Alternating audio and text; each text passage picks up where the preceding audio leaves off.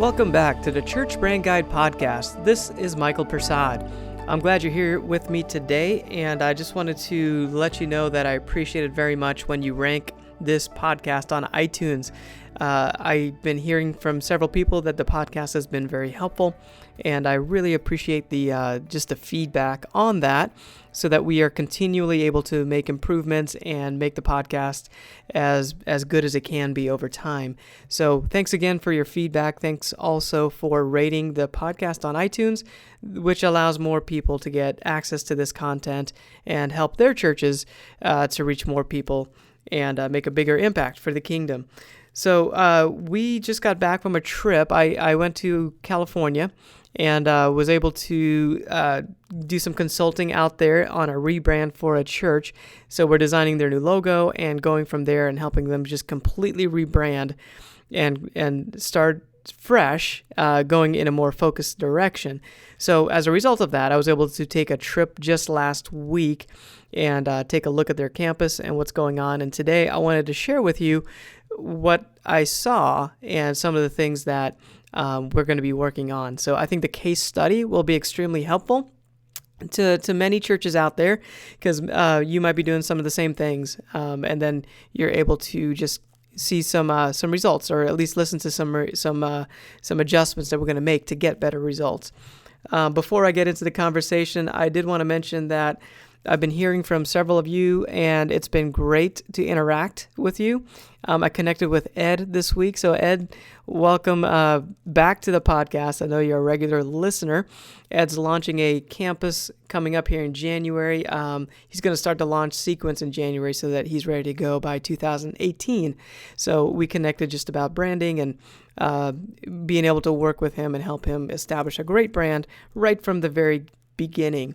So thanks again for reaching out, those of you that have, and it's been great getting the feedback from you. So in this podcast, let's get into our big topic of conversation. So this church contacted me several months ago, and we just kind of went through this process of what would we do to help this church rebrand. So as a result of that, I came to find out that we won the bid, so to speak, to help this church rebrand, and that was awesome to know that there was a bigger process in mind, and then we came out on top. So awesome feedback for us to know that we're kind of chosen out of a group of 30 other people. So we developed a relationship there and flew out to take a look at what's going on, and at the same time present a new logo that we've designed for this church.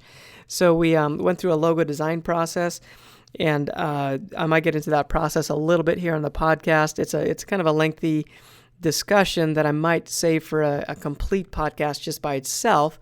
But we went through the design process, came up with a strong logo that we felt worked really well to speak to the audience that this church is trying to reach, and the vision it has for the future. The first thing I did after landing at the San Jose airport was go meet the leadership of the church. We were able to just have a good meet and greet session, and it was good, and then I was able to present the logo. But before I presented the logo, I wanted to get the right mindset in place so that it was received well, because the design really is focused on the audience, not necessarily on the leadership team. So that's a big deal. Church pastors and leaders that have been in a church for a long time, or that just lead a church, have a great connection to the church and the culture of the church. So whenever I present a logo, a new logo design that's different from what they're used to, there's a lot of emotional attachment that's there and in place. So I've learned that I need to take that into consideration and help the leadership of the church see what the purpose behind the design is. The purpose of the design is to reach people that this church is called to reach. So it's not an inward focused design of this is what we think and it's what we like. This is what they like. It's what connects with them, our audience, the people we're trying to reach. And that's what the most effective logos are going to do. It'll be well designed, but it's going to help the church connect to the people that is the right people for this church. I presented the idea of connecting with the why before we connect with the what. So if you think about your brain, at the very middle is our emotions. It's the strongest feelings that we have. And as you move outward, then we get more logical. On the very outside part of our brains, our frontal lobes, it's our very logical way of thinking. Well, the thing about communicating with people is that logic doesn't stick, but the why, the emotions, are what is sticky. When you hear a message that connects with your emotions, that message stays with you. So when we're designing a logo, we want to find some way that we're going to connect first with the why before we say the what. So think about it in context of your church. Why does your church exist? Why are you passionate enough to create this church and to have people serve this church and give to this church? What would be missed if your church was gone from your community? That's the why. That's the emotional connection that people are gonna run towards and be attracted to. The what is the fact that you are at this intersection and that you meet on Sundays at 8 o'clock and 10 o'clock and 12 o'clock. That's the what. But many times churches, they communicate the what and they forget about communicating the why. Apple Computer does a great job at this. They communicate the fact that they are different. They think different. So people they create lines around the block to get their new products because they can relate to the idea of thinking different. When they buy the new product, they're saying, hey, I think different too. It's not just about the product and a great design or a great product that works. It's more about connecting with the identity behind it. So as churches, we can do the same thing. We can create a brand that people can say, yes, I'm a part of that brand. I'm a part of that. It relates to me. We just did a design for a church that goes outward and does missions work. And so when people come to this church, that's what they're saying. They're a part of something that's greater than themselves. They're going outward and helping people. They're giving their finances, their time to be part of something greater than themselves. They're connecting with the why, and it gives them a healthy sense of pride about being a part of this church. So I went through this presentation with the church leadership about really thinking about the why first. And in today's generation, the why really looks like a simple question. And the why, this question is, what's in it for me? If we can answer that question, then we can help people connect with the church. If we can tell them what's in it for me, then we can help them connect with the church. In previous generations, people were more likely to say, hey, I want to be part of something, so they'll join a church. Or they're saying that, hey, my dad did this and my grandfather did this, so I'm going to be part of the church too. But that way of thinking is not there any longer. People are thinking, what is in it for me? And that really connects with the why. We have to communicate the why first. So when I presented this logo, this new design to the church leadership, I wanted them to understand that the direction of the design is really to think about the audience first. It really wasn't about their preferences. It was about the audience and what do they like? What are they going to respond to? So once I communicated that message, then it was time to present the design. And the presentation went well. Everybody loved the design based on the fact that they're trying to reach people. And with the design, they can see how that was being done so that it could reach people.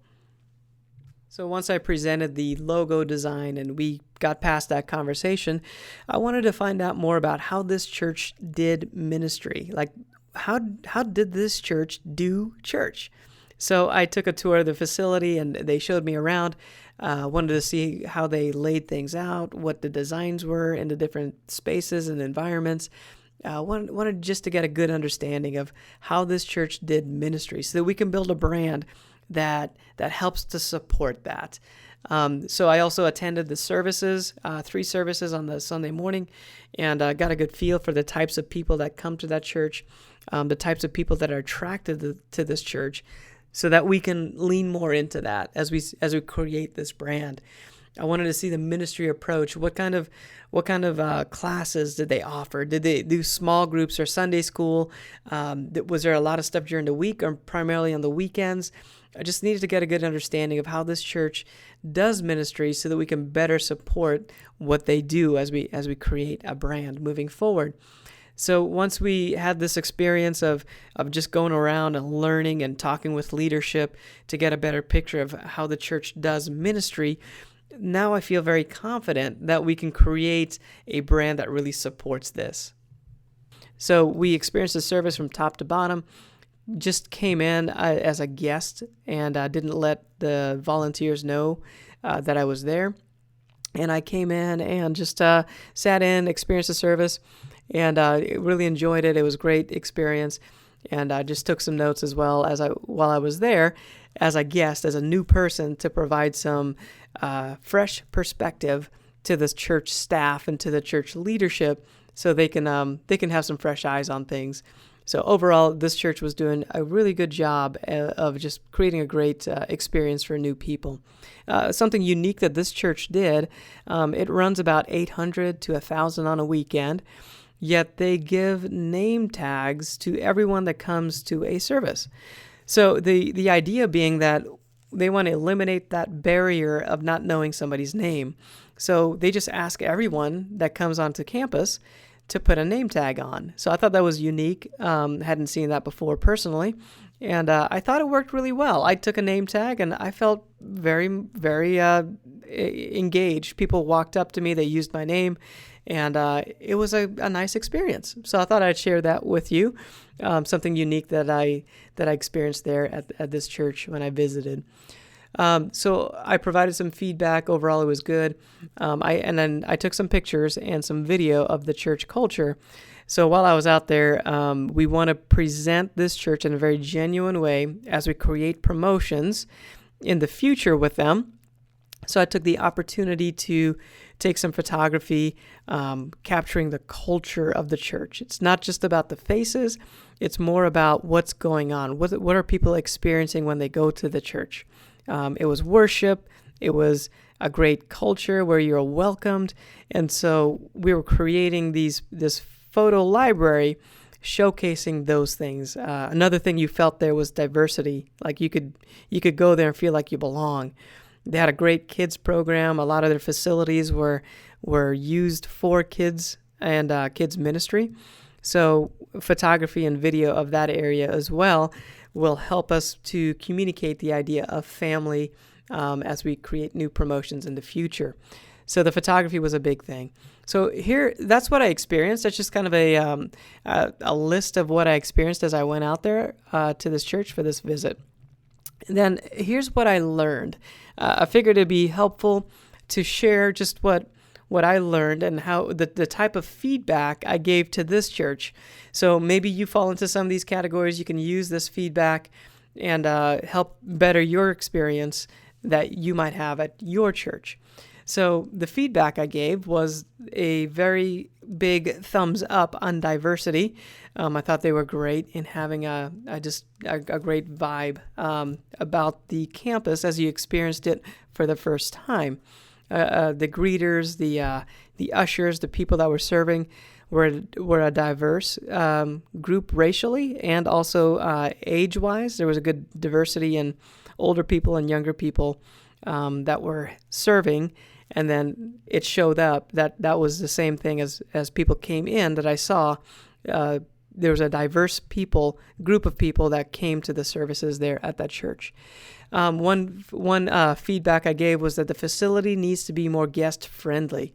So there wasn't signage telling you where to go on the facility, and there was multiple buildings, 3 buildings, and you just didn't have a clear idea of where to go once you got on property. So if you had kids, you didn't know exactly where to go. They had some people you can talk to and then figure out where you need to go.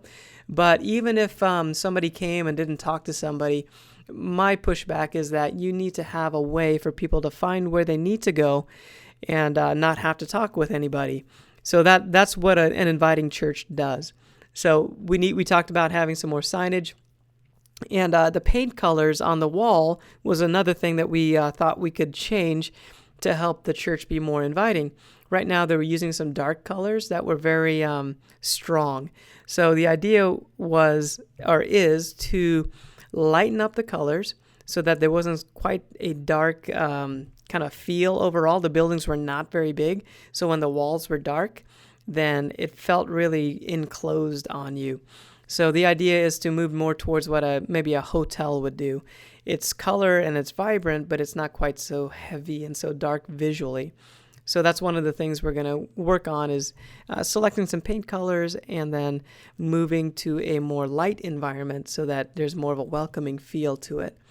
So this church is headed towards multi-campus. They're getting ready to launch their second campus, and so they're going to have 2 campuses, and their goal is to have 5 campuses in the next 10 years. So when we experienced this church for the first time, the brand needed to support this church, this vision to replicate and create more campuses. Right now, what we saw were murals painted on walls of the kids' areas that were not reproducible. Basically, an artist came in and painted some murals, and they look fine, but that's not going to be something you can do in a school when they open up the new campus. So we talked about, hey, how about creating graphics that are on boards, which can then be put up into spaces on the campus, but then those graphics can then be printed on banners that can go in your other facility. So we needed to move more towards a multi-campus brand so that things can be reproduced in multiple locations. So the brand itself was not very clear. So the church logo was different. Like over the years, they had a couple different designs, and they never redid some of the old logos. So there was kind of this old look and a new look happening. So we definitely want to take care of that and create a overall new look that is reflective of the audience that they're trying to reach, and not so much reflective of their own culture that they already have or their own preferences, but really focused towards the people they're trying to reach. So that's one of the big things we'll be working on. So the kids' areas needed to be calmed down a little bit. So visually, it was very stimulating. A lot of things happening, posters on the wall, signs, words painted on the wall, graphics, and different things happening. So we needed to calm that down, maybe repaint everything, and just start over with a more calm palette. And then when we do produce more graphics and imagery, it needs to be done in such a way that it can be reproduced on the other campuses. So it needs to be a graphic that can be given to a printer, and then they can print and apply to a wall or apply to a banner, which can then be used in different ways on different types of campuses. So that's a great adjustments we'll be able to make in the kids' areas. The culture was great. So one of the feedback we gave was that there was a great culture. People were really engaged, very friendly. So they had a good vibe happening. The leadership of the church, you could just tell they were passionate about what they were doing. And the volunteers that were there were very passionate about being there. And it was a great experience. So that's a great, healthy environment where they can do a lot moving forward because they have great people who have a great mindset moving forward. Another bit of feedback is that the pastor, we listened to the message, and he was very relational in how he presented the gospel. He illustrated it well. He was funny. So a great communicator.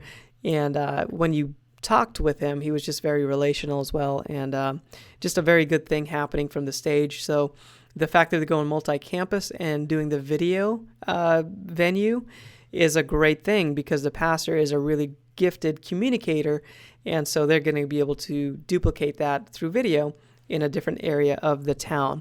So that was great. The facilities have multiple buildings, and overall, we kind of addressed this earlier. It was really hard to figure out where you needed to go. So once you got onto the campus and parked your car, you weren't sure exactly which door to go into and which building was like the main building. So what I recommend, if you have multiple buildings on a campus, first of all, is keep it simple. Label your buildings with a 1, 2, or 3, or maybe an A, B, or C, something that's very simple to where people can reference a building number or a building letter very easily. The other thing I recommend is putting out signage that say entrance or enter here or welcome, something with a big arrow that says go this way. That's one of the big things that we're going to implement with these guys, is making sure they have some nice arrows that allow people to get to the front door and know that they're in the right place and have confidence, so they're not wandering around. People don't like to be wandering around.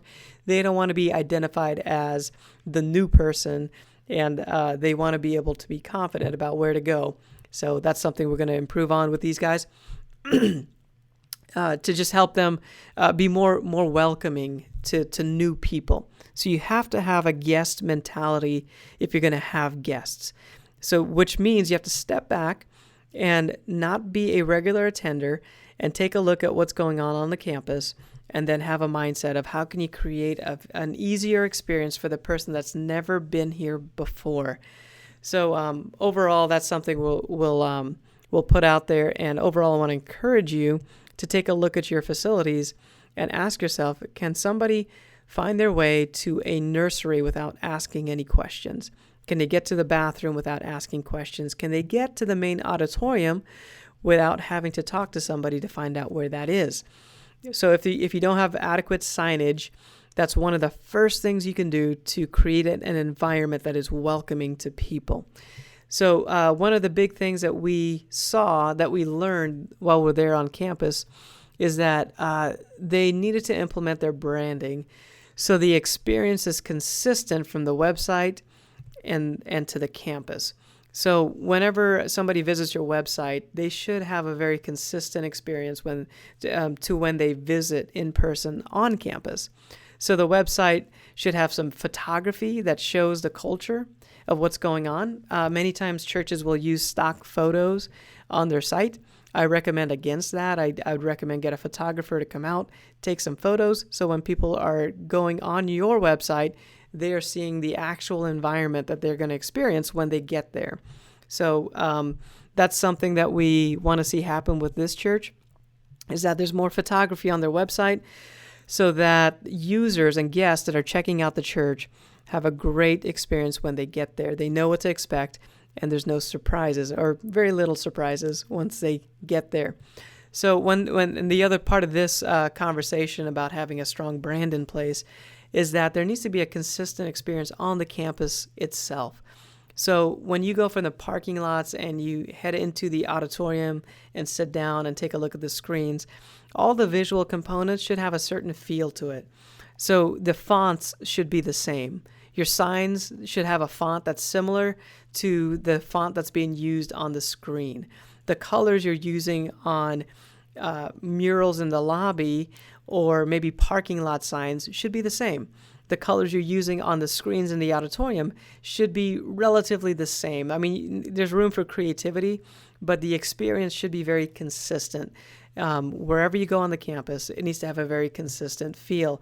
The kids' areas and the adult areas should have a consistency to it. The kids' areas can be fun and playful and vibrant in how they're presented and how their rooms are decored, but at the same time, it should have a very consistent feel to the rest of the facility. If it's excellence, or if it's just fun or playfulness, or maybe a relaxed kind of a coffee house culture, that should run through. That theme should happen throughout the experience of somebody coming on the campus. So those are a few things that we learned as we visited this campus. And I had a great time going out there to the San Francisco area. We're in Kansas City, so I flew out there to San Francisco and was able to meet up with everyone. And one of the big things we did was present this new logo to represent their church. So it went really well. The logo process always starts with a very in-depth discussion with the core leadership of the church to find out what the values are, where they're headed, what's the vision moving forward. And we spend a lot of time, maybe 2 hours or so, just kind of unpacking what this is, what does it look like, so that we have a really good understanding as we design which way to go. one of the other things we do before we even design is we find some logos that we like that are just in line with the vision of the church. So we'll find logos from any industry. It could be from churches, it could be from shoe companies or hotels or anything we find, really. And we'll pull those logos and we'll send it over to the client and have them take a look at them and give us feedback. As they're talking about the logos, what they like, what they don't like, we take notes and we can pull out some key words that they're really emphasizing in this conversation. And then from there, we can design. And we try to design with those keywords in mind and the types of logos that they liked and we're gravitating towards. We try to design in that vein. It's kind of like when you go to a restaurant. You might not know exactly what restaurant you want to go to, but you're hungry and you know that you might feel like a certain type of food. Maybe you feel like Mexican food or Chinese food or Italian food. What we want to do as a design agency is learn what type of design is a good fit for the church. So we'll send over several different logos, and then from what the church chooses and gravitate towards, we're able to learn their taste, and then we can combine it with the target audience and what the target audience is going to respond to then create a logo that's going to represent well this church. So once we have this logo, we'll present the design, and if we need to make adjustments, we'll do that as well. So with us, we try to do one logo design, present one logo design. We'll actually create several designs, but we try to choose the best one that we feel works the best and then present that to the church.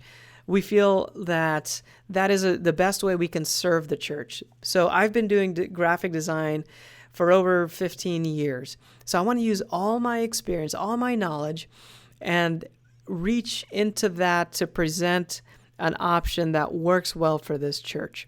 So I feel like if I present multiple options, then it's confusing and I'm not serving the church well because I'm not doing what I'm being hired to do, which is to provide the best solution for this church. So if that solution doesn't work for some reason, then I can present some of the other designs that we have. But most of the time it works, and we just need to make a few adjustments to get it locked in. So that was the case with this particular church in San Francisco. We were able to present the logo. It was well received. People were very excited moving forward that this is who they were, and it was just a great experience. The logo should represent the why behind the church. Why does this church exist? Why does this church need to move forward and be successful in reaching new people? And what's the cause? What are the values that they have? So a logo really should speak to the why of the church, and then it should look great and present well and be put out there in a way that can draw people to the vision of the church. My hope is that this case study is helpful to you so that you can then use some of the information that I provided to evaluate your church. So as a branding expert, this is what I do. I go out and I take a look at what's going on, and then I give feedback. So hopefully this feedback is able to help you move forward and do something great to make your experience better. So the resource I want to share with you this week is a book called The Advantage by Patrick Lencioni. This is a book about creating a great culture in your organization. It's really it's for businesses, but he talks a lot about churches and other organizations, and the information in it is very applicable to any church. So he makes the argument in this book, the author Patrick makes the argument that a healthy culture is the single greatest thing that a leader can develop within an organization. So it's the thing that makes everything else worth it.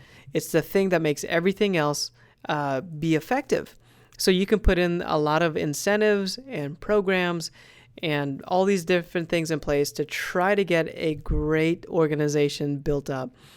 But if you just focused on building a healthy culture, then that's going to get you farthest the fastest. And he gives some very practical insights on how to do this. So one of the things he talks about is, how do you hold an effective meeting? What does that look like? So Patrick just breaks this down in a very practical way to say, if you did these things, your meeting will be much more effective, such as, well, have an agenda, have a time limit to it. Sometimes you can have a standing meeting where it might be only 10 or 15 minutes long, but the goal of a standing meeting is not to get too comfortable because we're going to cover a lot of things in a short amount of time. And so he unpacks a lot of different techniques that you can use as an organization to build a healthy culture, one that celebrates and that is very passionate about the work that you're doing. And especially in the church world, this is so critical that we get it right, because our staff culture, our core leadership culture, moves outward into volunteers and then into the guest, and they can experience the culture, whether it's good or bad. They'll experience that. So you might as well know what to do to build a great culture so that the experience you provide from week to week is going to be something people want to be a part of. They want to serve and they want to give and they just want to be a part of what's going on at your church. So again, the book is called The Advantage by Patrick Lencioni. I want to encourage you to go to our website and take a look at thechurchbrandguide.com. On there, we've got resources. Our highlight resource this week is a download that's free, and it's a timeline that we develop for rebranding your church. So this is the timeline I'm using right now with this church that I visited in San Francisco. We're just walking them through this process and knocking things out in order as it is on the timeline. So if you're thinking about our church rebrand, make sure you get that timeline resource from our website, thechurchbrandguide.com. Actually, let me say that again. It's churchbrandguide.com. And then you can go to this week's episode and find that resource so you can download it for free. This week, I'd like to issue a challenge to you. So after listening to everything so far, I basically have a question. What is one thing that you can do in the next week, the next 7 days, to create a better guest experience at your church? This week, we talked about several things that create a great experience for guests, such as paint color, signage, a cohesive use of fonts, cohesive use of colors on your graphics, a great kids environment, cleanliness. So what is something that you can do in the next 7 days that's going to create a better guest experience at your church? Thanks again for joining me on the Church Brand Guide podcast. You might have noticed that we've posted every other week. It hasn't been every week like it has been in the past. The reason for that is that we are working much more closely to consult with individual churches and help them create better brands.